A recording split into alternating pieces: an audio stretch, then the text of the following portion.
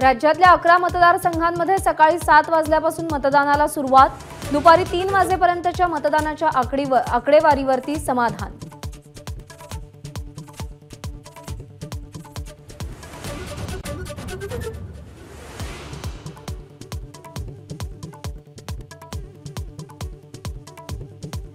मुंबईच्या 26/11च्या हल्ल्याबाबत काँग्रेस नेत्यांचं धक्कादायक वक्तव्य। काँग्रेस नेत्यानं कसाबला निर्दोष म्हटलं, त्यामुळे शहीदांचा अपमान झाला। विजय वडेट्टीवारांच्या वक्तव्यावरून मोदींचा निशाणा।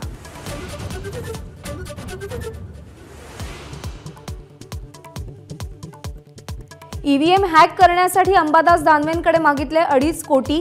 पैसे मागितल्याप्रकरणी पुण्यातून मारुती ढाकणे पोलिसांच्या ताब्यात।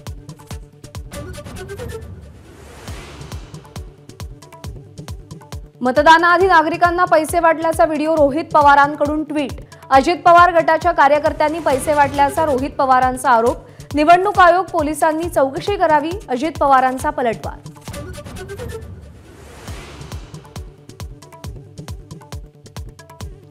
बारामतीत मतदान सुरू असताना सुप्रिया सुळेंनी अजित पवारांच्या मातोश्रींची भेट घेतली, तर भेटीबाबत माहिती नाही, आमची भेट झाली नाही, अजित पवार यांची प्रतिक्रिया।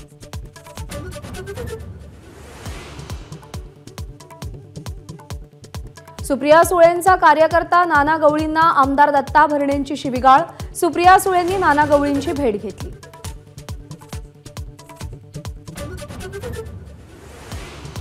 शिवीगाळ प्रकरणी दत्तात्रय भरणेंकडून दिलगिरी व्यक्त, तर सुप्रिया सुळेंनी केलेल्या तक्रारीला कायदेशीर उत्तर देईन, भरणेंची स्पष्टोक्ती।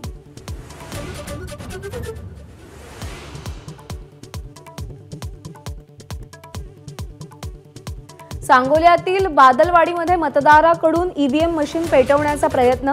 मतदान केंद्रावरच्या अधिकाऱ्यांनी तरुणाला पोलिसांच्या ताब्यात दिलं।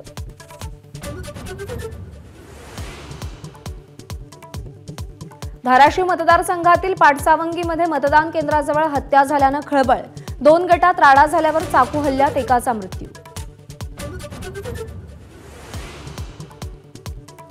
सोलापूरमध्ये राम सातपुते आणि काँग्रेसच्या कार्यकर्त्यांमध्ये राडा। सातपुते मतदारांवर प्रभाव पाडत असल्याचा काँग्रेसचा आरोप।